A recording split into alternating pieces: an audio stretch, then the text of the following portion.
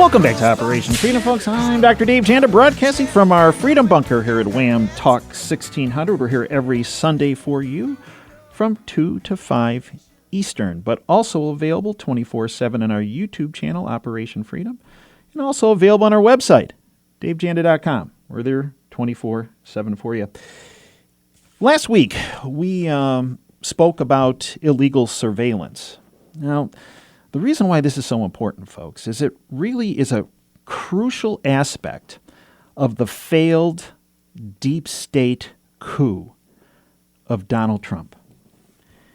It was the utilization of illegal surveillance that was the underpinning of the deep state's modus operandi, if you will, to remove a duly elected president of the United States. And I must say, the freedom movement, if it was not for the freedom movement, I believe the coup would have been successful. But because of many players within the freedom family and the freedom movement, the coup, and we're not out of the woods yet, but the coup has so far been stymied, exposed. When we look at illegal surveillance, and we have to look at, well, how can it be put into place? Well, look, the common ground in our family, in the freedom family, is that there has been criminal involvement of government officials in the NSA platforms of illegally obtaining information, emails, phone calls, internet activities. This is how they worked on getting that information on, if you will, President Trump. But one of the things we have pointed out since March 19th of 2017, when General Tom McInerney, with the support of Admiral Ace Lyons, God rest his soul, came on this show and outlined that, in addition to that NSA platform, there is a parallel platform that's actually even more sinister, evil. That it's actually the footprints when these government criminals are trying to get information on people. There's no reporting system on that like there is on the NSA system with the log system. And there has caused a bit of a significant, I would say, disagreement in the freedom family, because some folks say, and there are folks long before, years, decades gone by, that say, there's problems in the NSA platform, but that's it. Some folks feel as though us discussing what are called parallel platforms, or this other type of illegal surveillance, there have been some, words matter. And there have been some words thrown our way. And all those that have been looking at this, General McInerney, Admiral Lyons, great investigative journalists, Mary Fanning Allen Jones, Bill Binney, who was on this show last week, Kirk Wiebe, Paul Rosenberg, that these parallel platforms are illegitimate, and in particular one called the Hammer, which was the first one discussed by General McInerney, that they're illegitimate, they're non-existent, it's a fraud, it's a hoax, and the other word that was used this week in our family, which it was destroy, and these are not words meant to separate, but unfortunately, they're meant to separate. They're not meant to, bring opposing assessments together, and that's the problem I think right now in our community. So, I tried to do something, and I have failed miserably.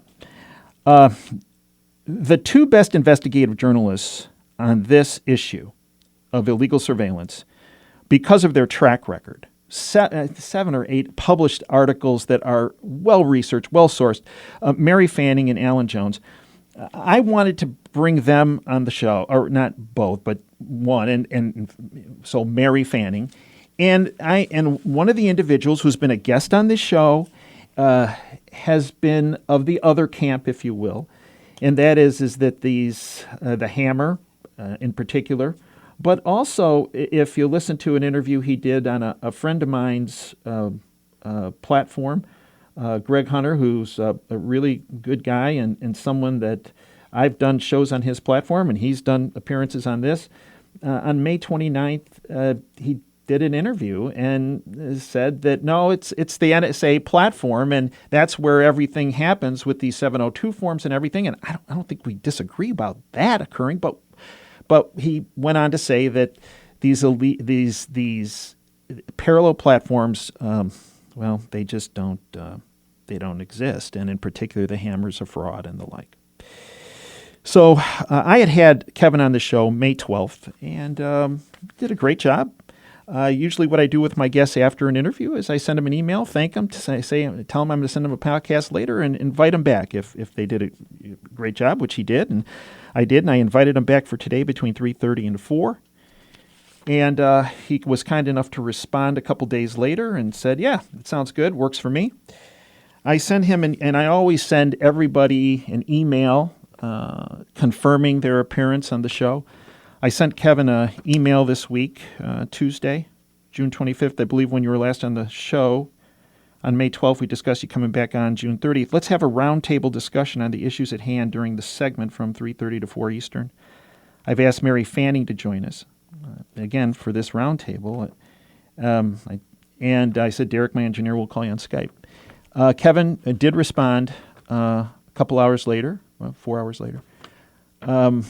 Never going to happen, Dave. Eventually, you're going to have to do a correction program citing my evidence, and you can retract the hit piece you did on me with Kirk and Bill. That piece was an interview I did with Kirk Wiebe and Bill Binney, two of the most outstanding and well-known national security, national surveillance experts in the world. And that's on the YouTube channel right on the top. I didn't see it as a hit piece. I actually spoke, and we had Bill Binney and Kirk Wiebe on the show last week, and when I informed them of what Kevin had said, Bill's response was, quote, that was not a hit piece on anyone. And Kirk's response is, the interview of us, Bill and Kirk, him, what you did, Dave, was a hit piece on false accusations and innuendo, end quote. Well, I failed because I did not create this roundtable. But I'm honored to have with me someone who is done the yeoman's work, along with her partner Alan Jones, Mary, on illegal surveillance. Her name is Mary Fanning. She's a national security investigative journalist for The American Report, theamericanreport.org, and also publishes at the Center for Security Policy. She's a contributor to Breitbart News, LifeZet, Big League Politics, 1776 Channel, and Communities Digital News. Mary, welcome back to Operation Freedom. Dave, it's very nice to be with you. Okay, we're going to go rapid fire, Mary. Okay. First of all, educate our listeners. What is a parallel platform? The parallel platform is a platform that's taken off of the original platform. Now, the parallel platform that we're referencing, what it does not have, it does not have the safeguards to ensure that there are sign-ons, that there are fingerprints, if you will, footprints left behind, that people know that someone is using that surveillance system and has permission to use it. And that includes 17 different steps as well as the FISA court. So all that is removed when there's a parallel platform and someone is running this in a privatized, secret manner. That seems, now again, tell me if I'm wrong, because that seems far worse and far more, the other part is bad, okay, horrible, okay, anything illegal on that NSA platform is horrible, but this is even worse. Am I wrong on that? Because there's less chance these people are going to get caught. Exactly. Okay. So it's privatized, so people are using it for their own purposes. Okay, Mary, when did you first learn about parallel platforms, and in particular, the Hammer, which is the first one that came forward as being part of this parallel platform, if you will, group of platforms that does this? Well, I first learned of the whistleblower tapes, which described the Hammer. That was in November of 2015. That came out of U.S. District Judge G. Murray Snow's courtroom. Okay, and then, so that's the first time you learned about it? That's the first time we learned about it. Okay, now, Mary, it's been said, again, rapid fire, I'm sorry, but it's been said that this Hammer system of this parallel platform and parallel platforms they don't exist. What piece of evidence do you have, or a couple pieces, if you will, the biggest two pieces, one piece, whatever you want, that support that the hammer and parallel platforms exist? Well, the first one is that we have information from military sources, more than one, that tell that the hammer was created for foreign surveillance. And those military sources say that they used this after 9/11 to keep America safe, that the system worked, but there were multiple echelons of safeguards and sign-offs in place to make sure that the system was never turned against the American people. Beyond that, Dennis Montgomery. Now, who is he? Dennis Montgomery is the designer of the hammer itself, as well as the source code. Dennis Montgomery took 47 hard drives. Well, let me step back. In August of 2015, he met with the one-time head of the FISA court, Judge Royce Lamberth, with his attorney. When he went in, he gave him several documents and one hard drive. Judge Lamberth did not look at the hard drive. He looked at the documents and immediately recognized the information. He called in to get Dennis Montgomery's security clearance. He has a top security clearance with access to SAP, that is above top secret, special access programs. Judge Lamberth confirmed his security clearance because he recognized immediately the material that Dennis had handed him because it had come before him at the FISA court. So this was in August of 2014? Exactly. Okay, then what happened? Then, and now this is, by the way, 3 months after Dennis had a stroke, 4 strokes, and then met with Judge Lamberth. Judge Lamberth then began the process. Dennis was with his attorney, Larry Clayman. Judge Lamberth began the process with DOJ attorney, Department of Justice attorney Deborah Curtis, right, and the FBI General Counsel James Baker, and he struck an immunity agreement, immunity for production and testimony. When was that? As they were striking the agreement, that was in July of 2015. Almost a year later. Almost a year later. Okay, then what? And then in August of 2015, right, Dennis Montgomery met with the FBI in Miramar, Florida, and handed over 47 hard drives. Now, there's been a question that that never occurred. Well, that did occur. His attorney was there. The 47 hard drives were turned over,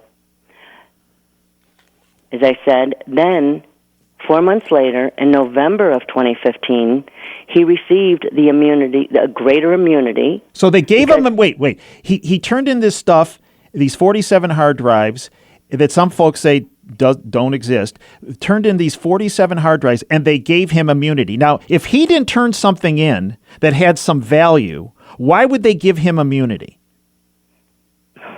They wouldn't give him immunity if the information had been verified. You don't get immunity because you lied to the FBI. So it's not like he just showed up in a pickup truck in August or July of 2015 and said, hey, I got this stuff. He had been working on this immunity agreement for almost a year.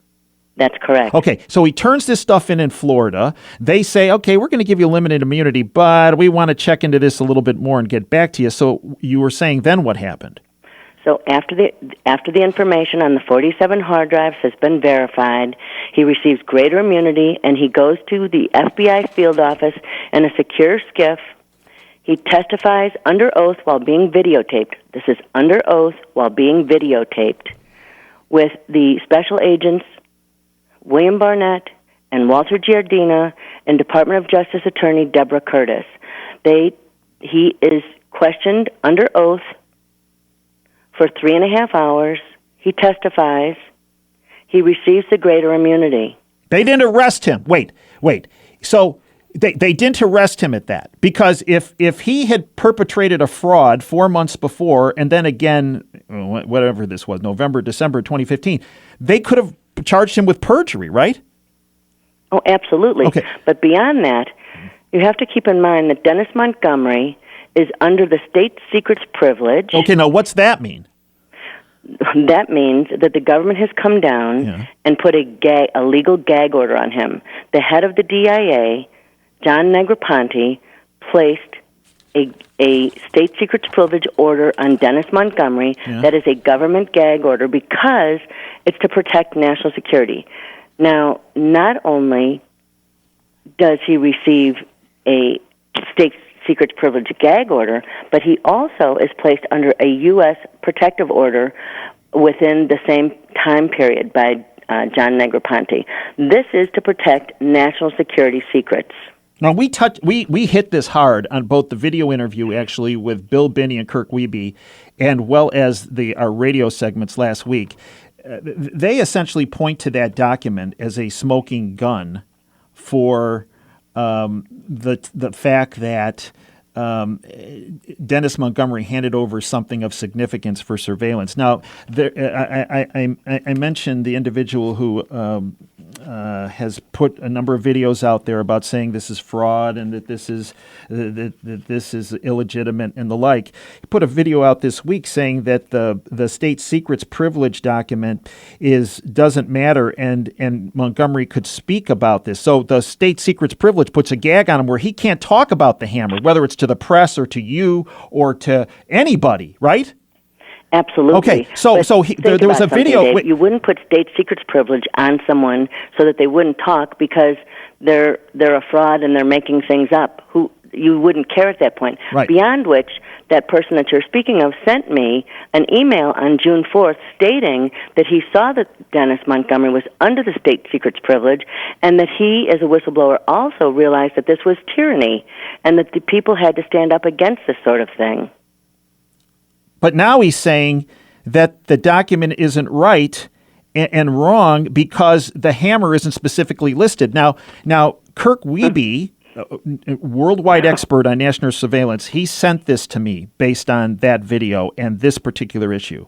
This is what he says, quote, "The individual who made this statement," he said, "insinuates that the fact that Negroponte, the director of national intelligence, who didn't mention hammer, is because it does not exist as a surveillance activity.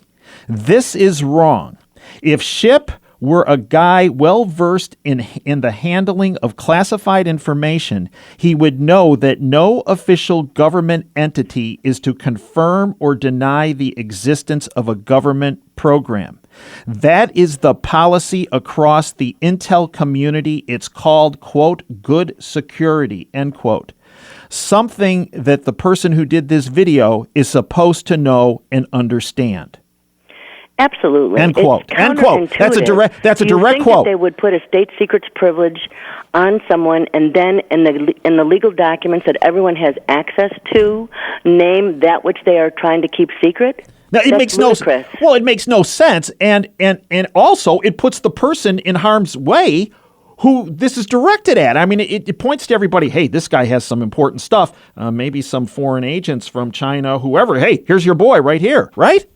This is someone who has had access to, he still holds his clearance, SAP, above top secret. Okay, so he turns this stuff in. You mentioned in Florida, he gets limited immunity. 4 months later, they don't arrest him. They don't charge him with perjury. They don't strip him of his immunity. They don't strip him of his security clearances, but they increase his immunity. That's correct. Okay.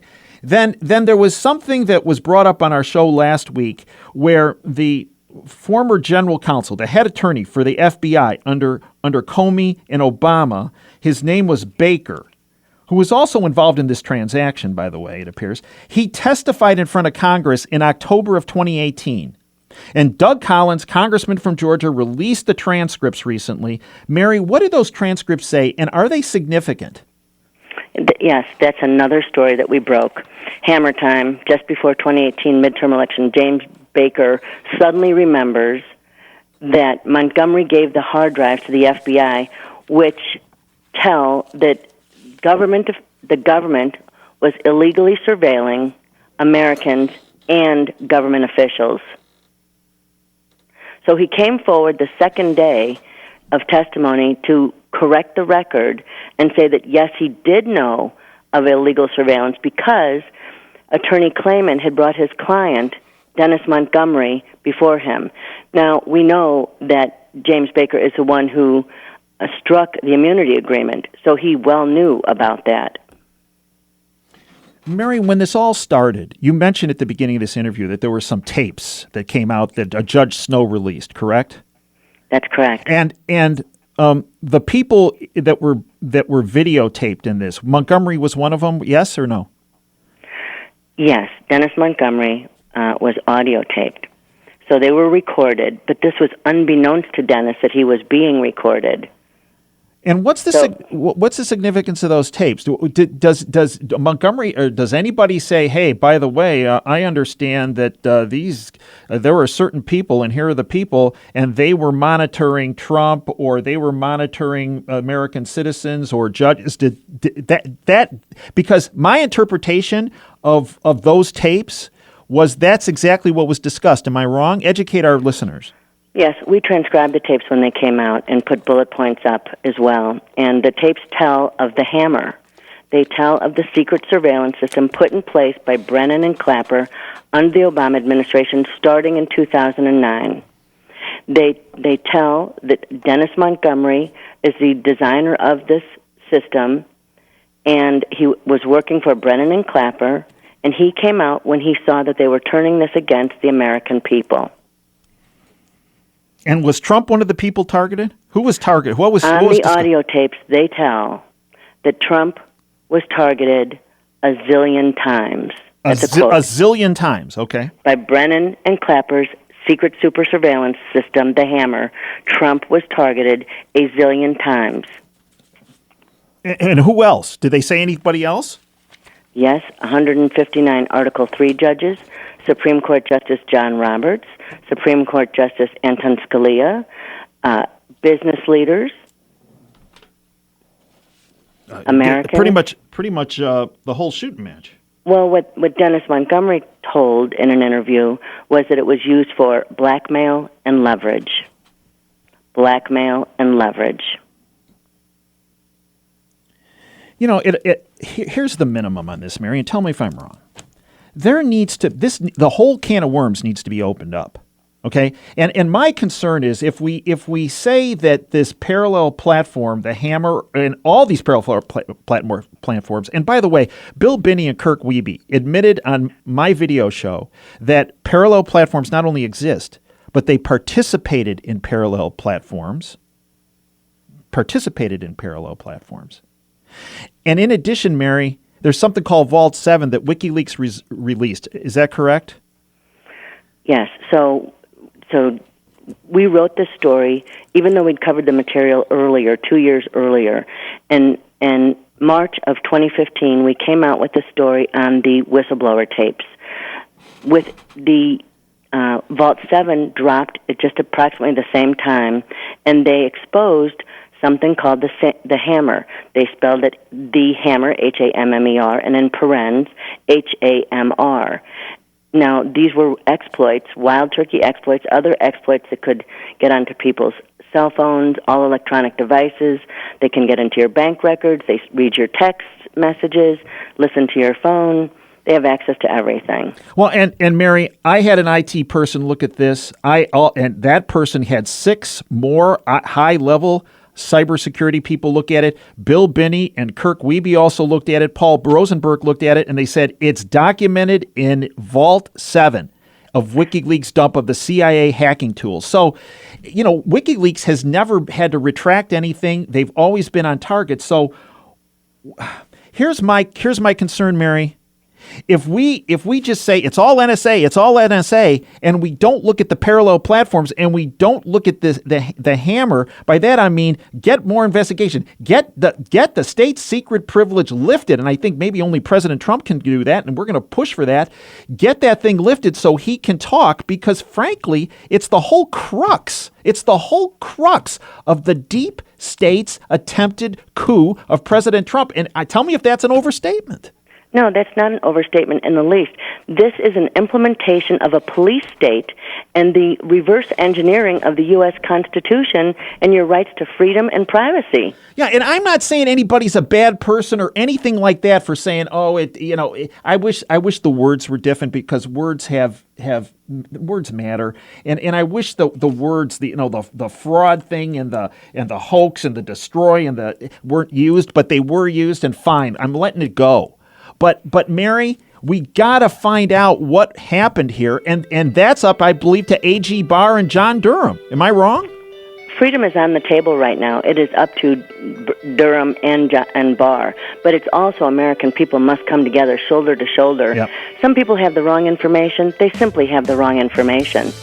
Mary, how can folks follow you? Because they need to follow your series. You have a great series with Alan Jones on this. You can go to theamericanreport.org and read our series on the hammer. You can read our series on many other national security subjects at the centerforsecuritypolicy.org. Mary, thank you, and thank Alan, please, for everything you have done, are doing, and will do. Folks, thank you, Dr. Janda. Folks, you're listening to Operation Freedom with Dr. Dave Janda, broadcasting from our Freedom Bunker here at Wham Talk 1600.